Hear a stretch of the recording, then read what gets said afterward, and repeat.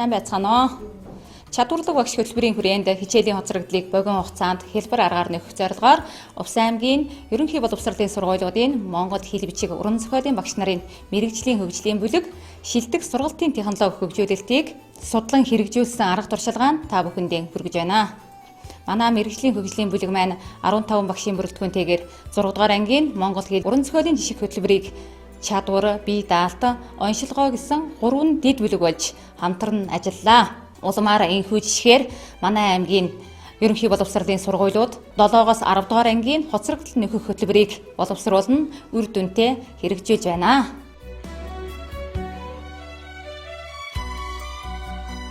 За сайн байцгаана уу? Манай чадварын баг маань 5 хүний бүрэлдэхүүнээр ажилласан байгаа. За 6 дугаар ангийн Монгол хэл уран зохиол үндэсний бичгийн 3 судлагтгуунаараа бол бид нэр унших чадварын нийт бол 21, бичих чадварын бол 17, ярих сонсох чадварын бол 4, үндэсний бичих хэл зүйн чадварын 1 гээд нийт бол 43 суралцгуун зорилтын хүрээнд бол хийж гүйцэтгэсэн байгаа.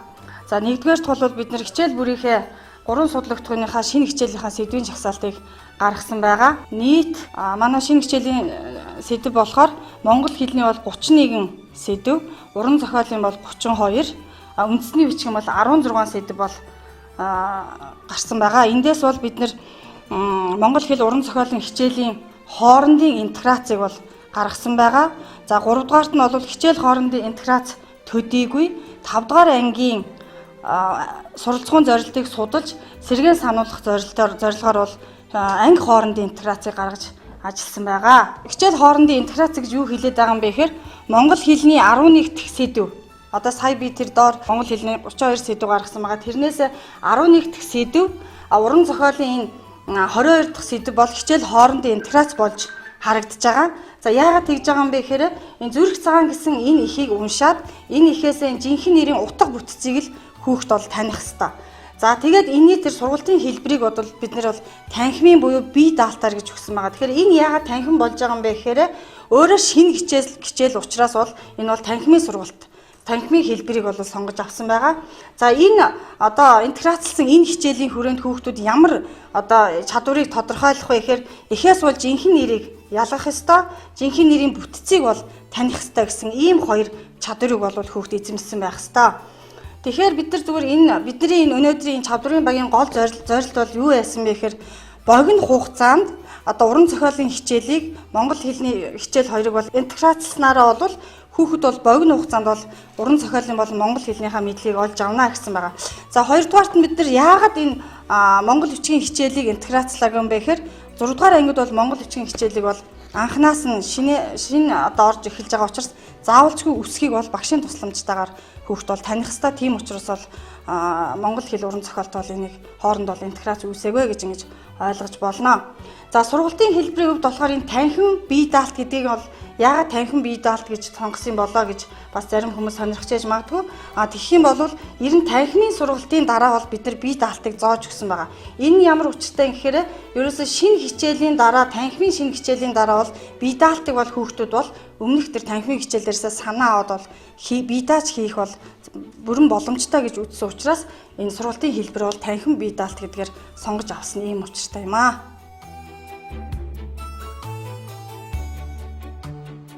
За бид чадварын багаас гаргасан чадварын жагсаалтал тулгуурлан онцлогооны даалгавраа боловсруулсан байгаа.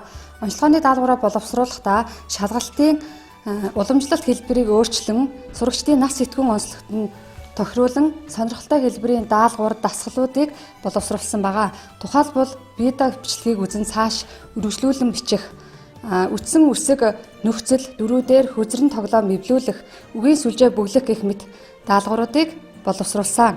За үтсэн даалгавруудаа боловсруулсан даалгавраа үнэлэхдээ 6 дугаар ангийн сурагчдын дийлэнх нь Mobile Legends гэдэг тоглоомыг сонирхож байсан учраас Mobile Legends тоглоомын 8 үе шатыг 8 цолоор үнэлж сурагчдаа 8 төвшингээр нь хуваасан байгаа юм. За тухайлах юм бол 1-р даалгавраа амжилттай хийсэн сурагчид байна. Бариарын 1-р зэргийн цол авч 2-р даалгавраа амжилттай хийсэн нь элитийн 1-р зэргийн цол авах. Гэх мэтчлэн 8 цолоо авч чадсан сурагчид маань 8 дугаар төвшнийг, 7 цолоо авсан сурагч 7 дугаар төвшнийг гэх мэт сурагчдаа уншилсан байгаа юм аа. Энэхүү үнэлгээний арга нь сурагчдын сонирхлыг татахын зэрэгцээ ялгаатай төвчний даалгаврын сан бүрдүүлэхэд дөхөн болж байгаа юм а.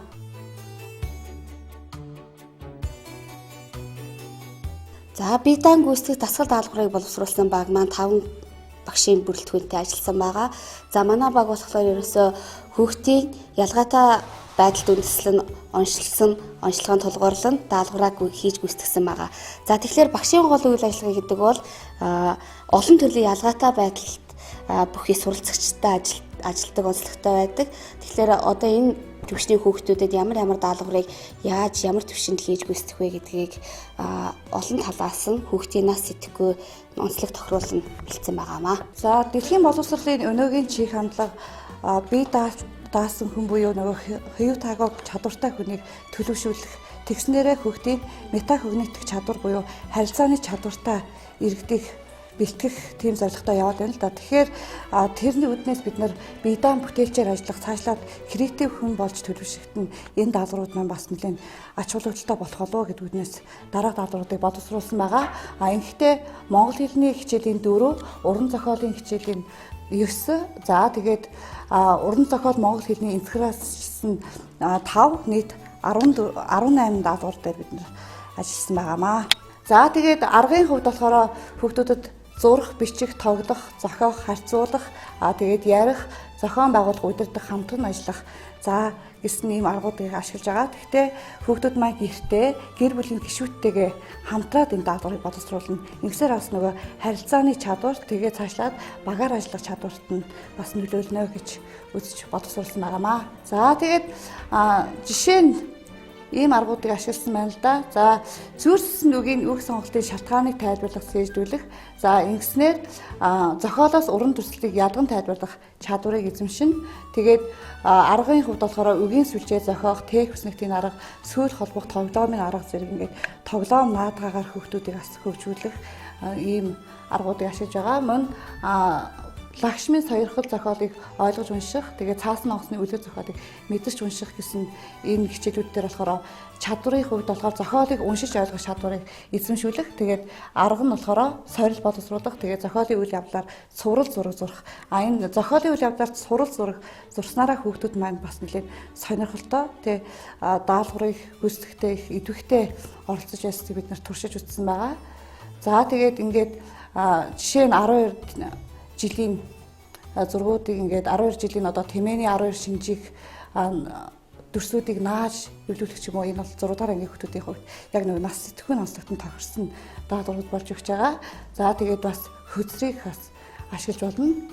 За тэгээд ингээд энэ чадваруудыг эзэмшснээр бие даан ганцаараа болно, бусад гэр бүлийн гишүүдтэйгээ ч юм уу тэднэрт хийснээ тайлбарлах, ингэснээр хүүхдийн бас нөгөө ярианы чадвар гэдэг зүйл бас дээшлэн. Тэгээд тоглоомын арга дүрмээ ойлгоод гэр бүлийнхнийхээ дунд зохион байгуулах, ингэснээр бас нөгөө харилцаа, зохион байгуулалтын чадварт бас нөлөөлнө. Тэгээд гэр бүлийн гишүүдийн тусцаатай өөрийнхөө чадварыг баттгах, тэг ойлгох гэсэн ийм зүйлүүдийг хүүхдүүд маань хийж гүйцэтгэж байгаамаа. За тэгээд энэхүү бүтээлчээр ажиллах даалгаврын санг бүрдүүлэхийн тулд сэдэв болгоноор эзэмшил зохих чадварт тулгуурлан хүүхдийн анхаарлыг татах сонирхолтой олон үйлдвэртэй аргыг жагсаасан олон үйлдвэртэй даалгавруудыг боловсруулсан гэсэн үг. За тэгээд цаашид анхаарах зүйлс маань юу байна вэ гэвэл даалгавар аргууд нь хялбар сонирхолтой байх.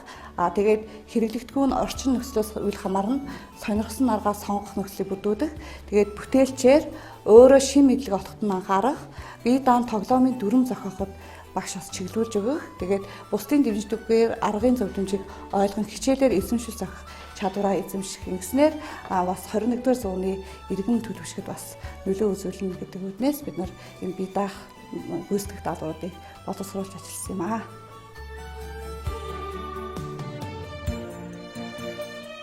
За ийхүү мэрэгжлийн хөгжлийн бүлгээр жишг хөтөлбөр боловсруулан хэрэгжүүлснээр богино хугацаанд сурагчдын монгол хэлний үндэсний бичиг уран зохиолын хичээлийн мэдлэг чадварт ахиц гарсан. Мөн багш заах арга зүй ур чадвараар нь хөгжиж байна. Мөн сурагчид бие даан суралцах аргад суралцаж сурах хүсэл эрмэлзэл итвэг оролцоо нэмэгдэж байна.